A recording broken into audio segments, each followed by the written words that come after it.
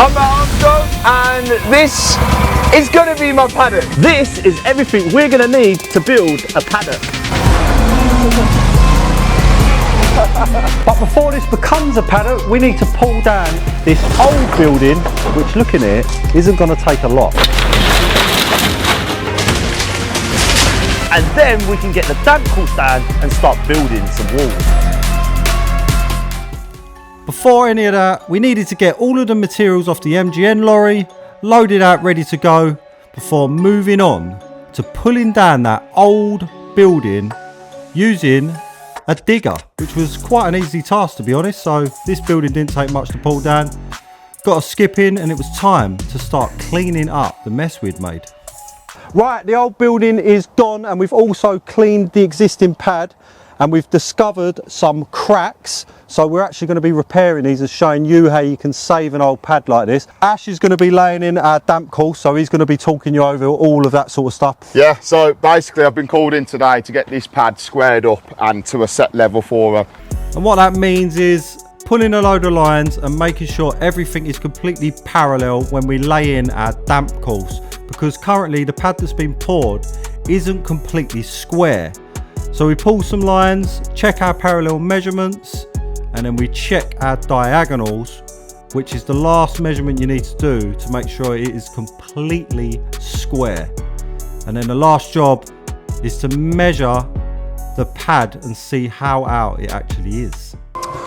While that mixes, I'm going to ask Ash what it is, so I know and you know. So what is the actual mix in here, like what we're using ratio Right, wise? so because we're coming out of the ground and we're using an engineering brick, which is a hard brick, we're using a 3-to-1 mortar mix. You basically use this, which is called mortar plasticizer, which helps the durability while you're working with it. Just leave it to work in there. Don't add loads of water in and it'll do its thing. As you can see, she's starting to come together now, lovely. With our mix ready to go, I did some final clean up on the pad. The lads got the cement poured into a barrow and set up their spot balls, which holds the cement so everything's accessible when he starts to lay that damp course in. There's 4.5 bricks in a metre. So we come to there, 4 metres to there, so we know that's 18 bricks in that from there to there. And then you can work it in smaller scales, so 900 again is working brick. So we've got 900 to there, showing us there, as you can see, works perfectly, bricks straight through here.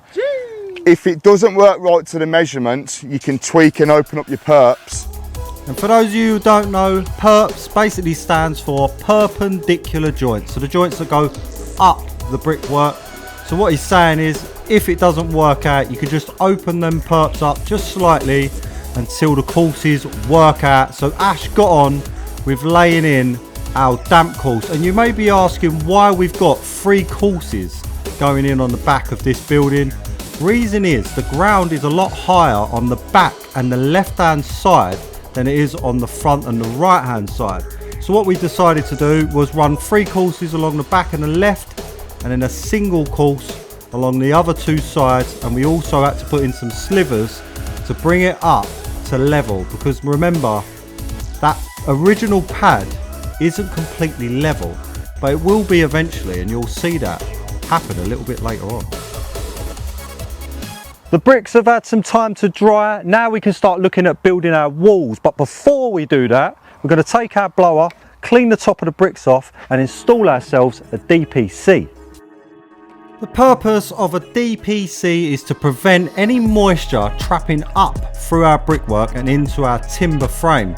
So we chuck ourselves some CT1 down and then we roll out our DPC. I always like to go a bit wider. I just think it's a lot better of an install than to go with the exact width you need. Phil has finished putting the DPC down. I'm going to actually load up this 4x2 wood onto the trestles for Phil to cut to start framing. So our walls are actually going to be made out of 2 different sizes. So this long wall here and that one are 4x2, but the fronts are not, and I will cover that once we get these built. So let's get them cut down and built, and I'll explain why. All of our studs are cut to length thanks to Mark. Now we can start assembling a section of wall. So I build my walls in 2.4 metre sections. You can build them in place, but this is just my preferred method. So to mark out our top and bottom plate, you take your tape and then we're going to mark on the 400. And because we're coming from the left hand side, I'm going to put a mark on the right, and we're going to do that in 400 multiples the whole way, so 800, 12, etc. And then what we do, using a speed square, we make sure our ends are nice and flat, and then we just transfer that mark all the way through onto both timbers, and that is where our studs are going to go. So we get on marking out 400 centres, and then with our top and bottom plate done, we can start setting out the pre-cut studs we have sat in the back.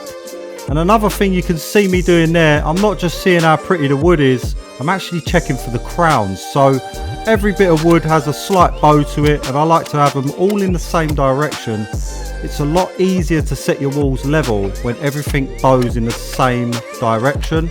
And to assemble our wall, I use 90mm collated framing nails. So we get a few sections made up, and I normally start in the corner. Reason being is, with these two pieces nailed together like so, they're now going to hold themselves. So I haven't got to worry about trying to balance sections of wall. With the corner in place, I can now just keep adding those smaller sections until that length of wall is completely built. That is our 4-inch walls built. So when I said the fronts are going to be different, that is because we're building them out of a wider timber. So this is 5x2. The reason being is it needs to support a flitch beam that's going to be going here, one here, and then there's also a long one that's going to help support the roof. So we're going to get these put together, and I'm going to show you how and why they're assembled. And a quick tip before we start building those walls, we are marking on top of a black DP, so it's quite hard to see your marks. So if you use some like white floor paint, let that dry up, and then when we pencil, it's clear as day. With all of our marks made, we can measure up for our section of wall that we'll be making out of that 5x2 timber. And again, starting off on the corners, because once that's nailed together, it's going to support itself, so it's a lot less likely that it's going to be falling over with any sort of breezes or winds. You won't want to be leaving it in a storm though, I can assure you of that. And this one has a drop in it, and that's to take the flitch beam that goes across the doors.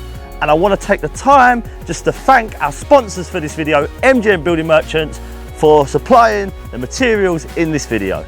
I'm currently building this second section of wall that's going to go here for our second set of doors. I'm just going to show you a couple things. First thing is, on this corner we need to do a little detail so that the plasterboard has something to fix to when we're finished, so come with me. So on the corner I've got 2 scraps of timber, or 3 depending on the size of them, and we're just going to nail that to our first one, making sure they're flush.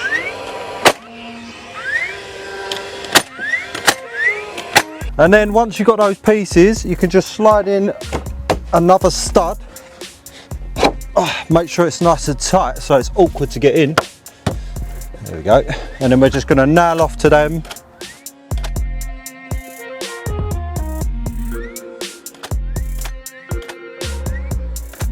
And I'm also going to nail in the top. And that is a little corner detail that you need to do on one of the walls. You don't need to do it on both, just one of them. And the second thing I want to show you, in this wall we're having a window, so I've marked the position. So this represents the edge of my window. I've then marked an extra timber, and then I've cut a plate to sit here. Our window's actually going from floor to ceiling, so we're just putting that straight on the bottom. But if you had a smaller window, you'd set that up with some timbers underneath. So we're going to nail this in. And now next to this we're going to put 2 full studs like this. This is super tight, almost as if I cut them properly.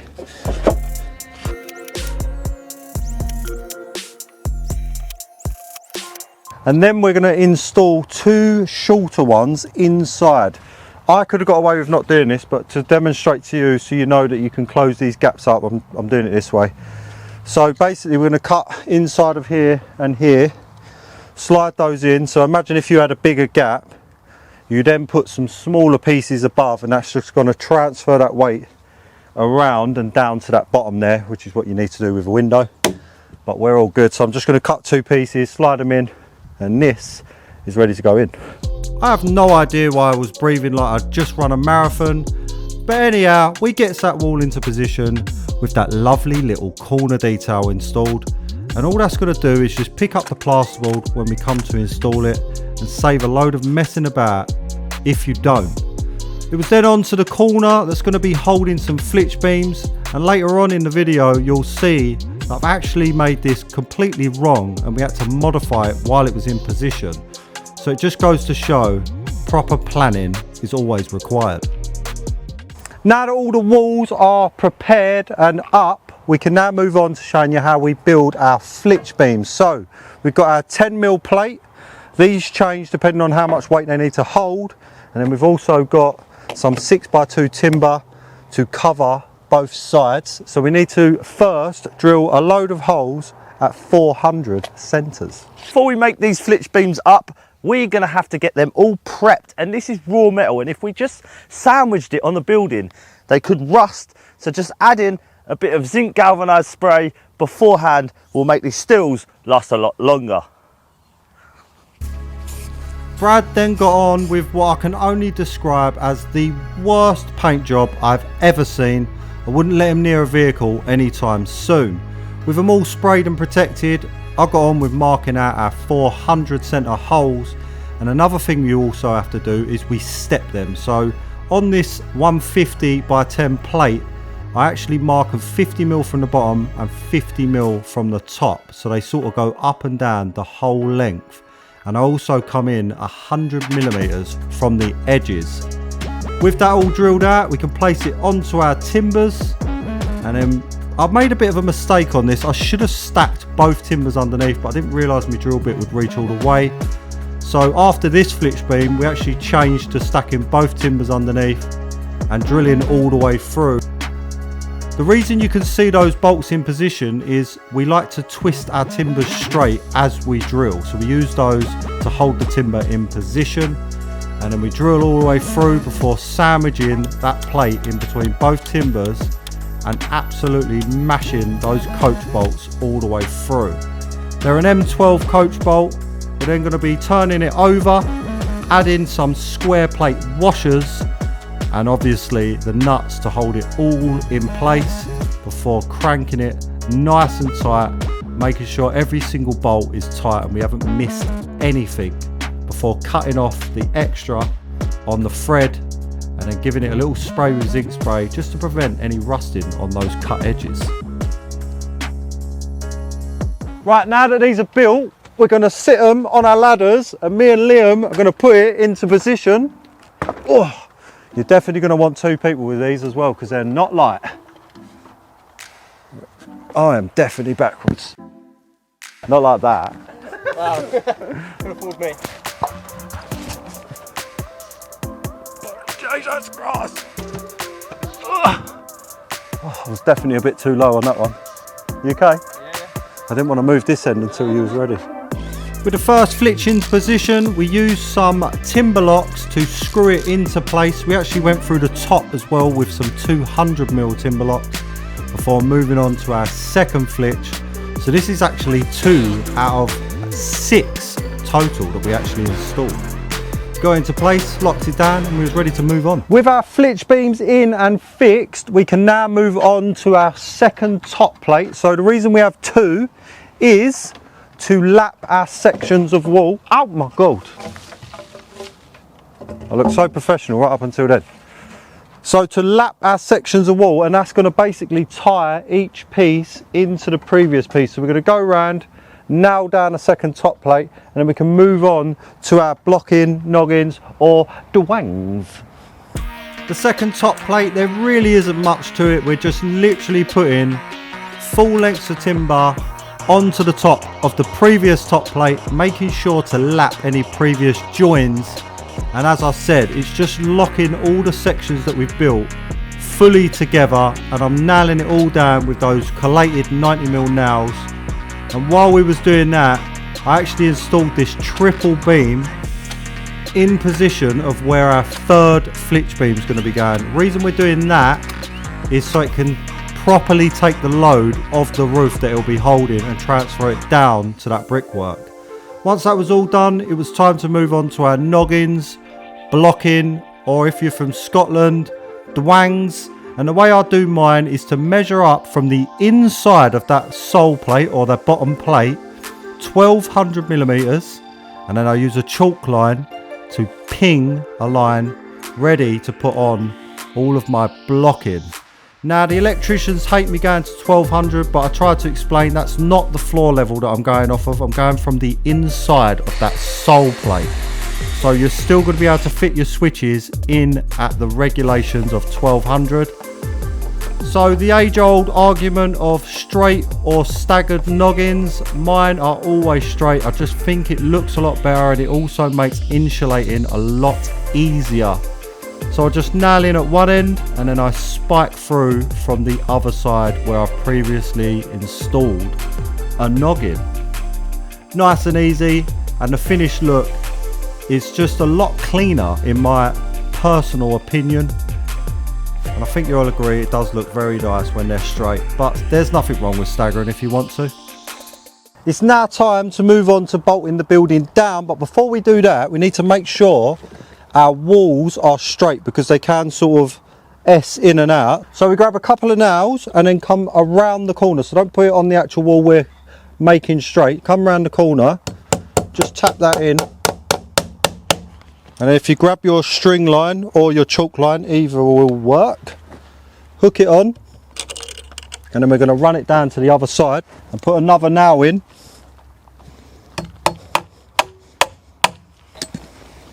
And then we can pull this line nice and tight, like that. So we grab 3 random scraps of timber, and they're all the same thickness. And we're going to put one on each end behind our line. So we'll wedge one in here and the same on the opposite end. Like that. That's it. So now we use the third one, and that's going to check what our wall's looking like. So if you look, we've got a very large gap. If I come closer, we've got a big gap here which is telling us this whole wall needs to come out. So we'll adjust the wall and then we can bolt it down.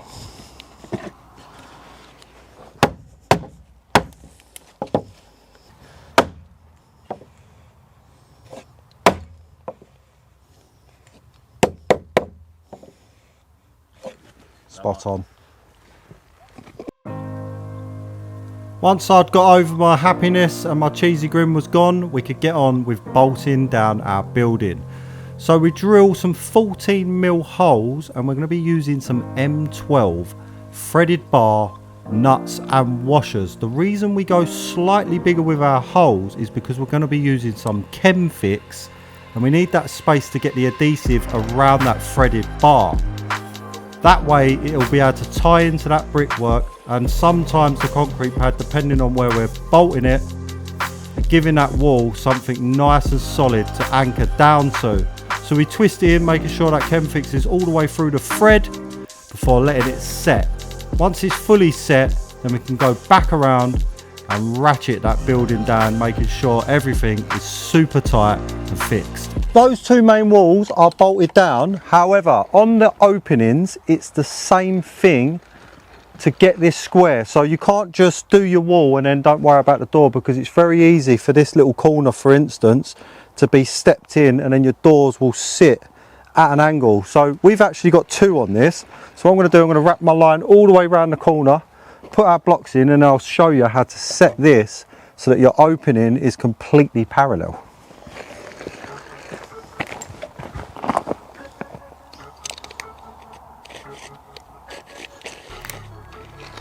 I don't think my line's ever been pulled out further than that. So on our corner, we're going to do The same thing with the blocks, except now we've got a couple more because now we've got 2 walls to parallel up at the same time. So we're going to have 2 on this outside corner here, like so, and another one this side. Oh, not that one. So now that our line's in place, I'll show you. This wall is too far this way, and this corner is too far that way. And if we come around this side, it should reflect. So because it's too far that side, it's actually too close this side. And then we can go down and check that last bit of wall, and it's actually not terrible, but it does need to come out a bit. So we're just going to go around and just keep tweaking everything until we've got that same margin all the way around, and that means that everything is parallel for our doors. So I forgot to mention, the top of our opening is 3.20 meters. We've got some marks on the floor that mark out for 3.20 meters. It needs to be exactly the same before we check with our block to get that parallel line. We need to make sure that the opening is also parallel, so bear that in mind. With all of our walls set completely straight, including that corner, we could get on with bolting everything down. So it's the same process, drilling through. The corner was a bit more awkward because of how small the spaces were, but we made it happen. And then we chem fixed everything and then bolted everything, and now we haven't got to worry about any of the walls moving. And another little tip I like to do on my buildings is to use some lime paint to mark all of the studs. The reason I mark all of the studs is because when we come to rack the building with our OSB, I now know exactly where I can nail. So I nail off the 2 sides, and then using a level, I can mark a level line from that lime paint that I used on the floor. Another thing to note is I'm actually not using 90mm nails in this.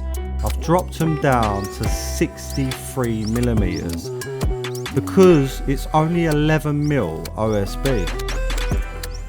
So we're working our way around this building, getting it all racked, and as you can see, Phil has not measured or cut this bit out yet.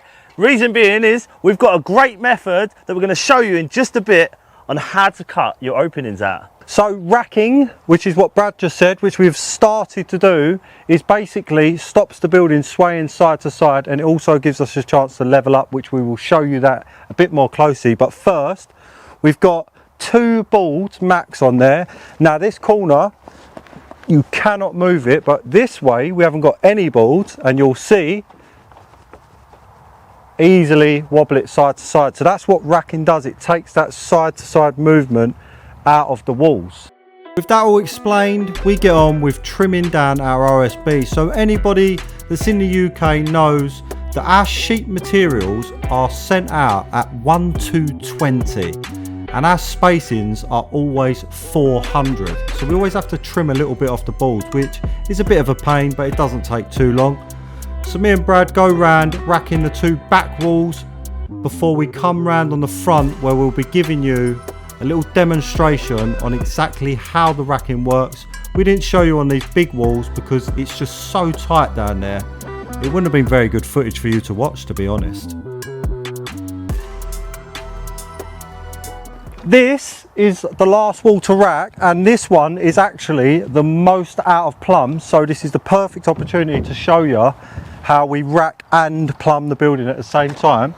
So Brad's going to lift it up to our top plate, and I'm going to nail it on one side only. What's the height, Phil? Go up, go up. Right, let that drop in level, let it drop. Come up.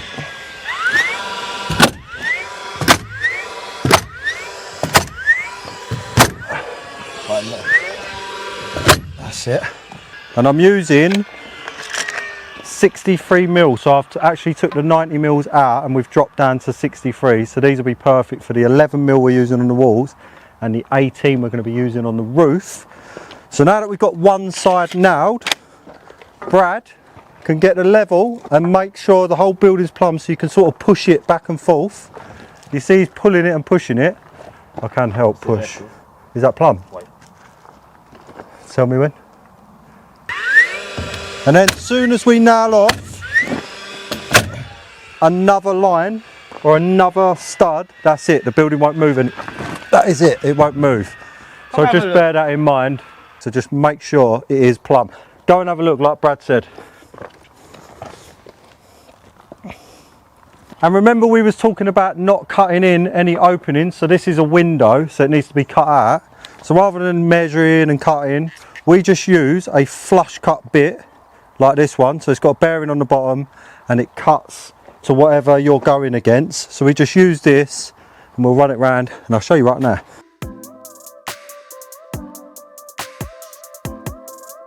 I will need a ladder, I'm only little. Now that we've established I'm short, I can get on with cutting out that window. So something I want to note here, that flush bit I'm using is not the normal one I use. I normally use something called a downward cutting spiral bit, but I couldn't find mine, so I just used a standard flush cutter bit. It does the same job, it's just not as fast as the other one. That's all the OSB done, so the building is completely racked. Now we need to put on our membrane, so this is going to waterproof the walls. So this is just a breathable roofing membrane, so that's what we use. And we're going to start at the bottom and then we're going to lap each layer. So normally it takes about 3 in these garden rooms. So let's start putting this on using our stapler. You there? So on most of the membranes, you'll see they've got a lap line, so we just need to bring our piece down to that line at least. You can lap it more, and then Liam's going to show you how good he is at stapling. Pull it tight for me. Bosh. You are really good at it. Look at that. Unreal. Poor Liam only popped by to say hello, but we've just got this knack of conning people into doing all of the work for us so we can just lay back and watch. So between the 3 of us, we got the whole building wrapped up, and that was the walls completely finished. That is the walls built as far as we need to go for now. And it is also all we've got time for in this episode, but make sure you join us on the next one where we're going to be installing the roof. Love you, bye. He's literally just stood right there. I don't see the point of this thing.